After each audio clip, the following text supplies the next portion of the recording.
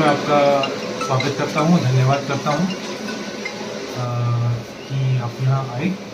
हमारा जो स्वास्थ्य विभाग के चिकित्सा शिविर है, वो हमारी सारी टीमें जो हैं 30 के करीब टीमें बनाई हैं हमने पूरी मणिमहेश यात्रा के लिए।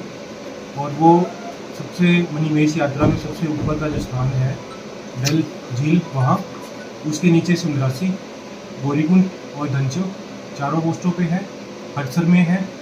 और हमारा नागरिक चिकित्सालय ब्रह्मौर में, यहाँ पे हमने एक रैपिड टास्क फोर्स भी बनाई है, क्योंकि किसी भी आपदा की स्थिति में, किसी भी इमरजेंसी सिचुएशन में सारे अलर्ट होके एक मिल के काम कर सकते हैं। और इसके आगे हमने हमारा होली में जालखड़ है, वहाँ भी बनाई है।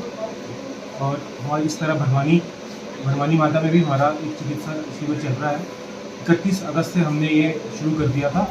और इसमें हर टीम में एक चिकित्सक, एक हमारे फार्मासिस्ट, एक हमारे चतुर्थ श्रेणी कर्मचारी रहेंगे।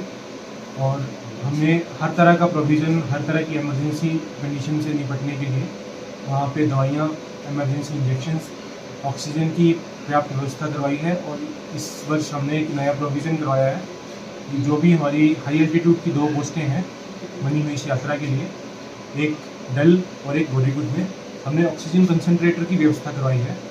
उससे फ़ायदा ये होगा कि जैसे ऑक्सीजन सिलेंडर है, वो बड़े वाले, बहुत बड़े साइज़ जो डी टाइप आते हैं, वो पहुंच नहीं पाते। और हमारे छोटे वाले सिलेंडर हम पहुंच जाते हैं, बट उसमें ट्रांसपोर्ट में हमें बहुत समय लग जाता है। और ऊपर जब मणिमहेश में यात्री बहुत श्रद्धालु बहुत ज़्यादा होते हैं, ऑक्सीजन की दिक्कत आती है, तो सिलेंडर बहुत जल्दी ख़त्म होते हैं।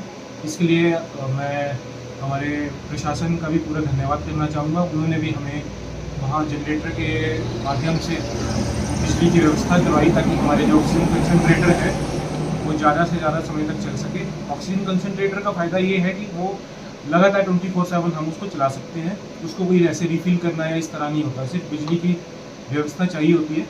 और वो बहुत एक फ़ायदेमंद चीज़ होगी, मैं ये समझता हूँ।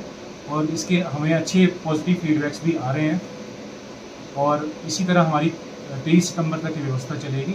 हमने अपनी 2 108 एम्बुलेंसेज भी 24/7 लगाई हुई हैं। और 2 एम्बुलेंसेज हमारी हडसर में हैं। एक हमें डेड बॉडी वैन भी हमें हमारे उच्च अधिकारियों ने, सीएमओ ऑफिस साहब की तरफ से प्रोवाइड करवाई गई हैं।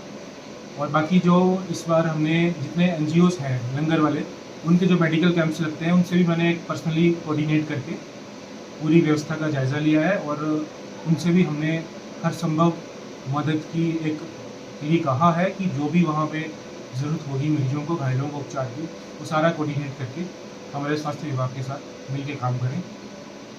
और मैं यही समझता हूँ कि व्यवस्था हमने पूरी सुचारू रूप से अपनी कर रहे हैं, और आगे भी और अच्छे से हम इसको करने की कोशिश करेंगे।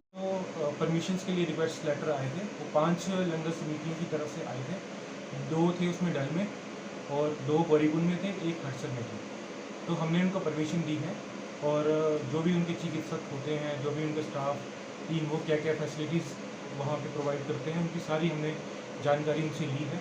और मैंने खुद पर्सनली उनसे बात करके, और प्रशासन की तरफ से भी उनको पूरी डायरेक्शंस दी गई हैं, पूरे उनको निर्देश दिए गए हैं कि किस कैसे कैसे उनको मैनेज करना है, कैसे काम करना है। और मैं पूरी आशा करता हूँ कि वो भी पूरा सहयोग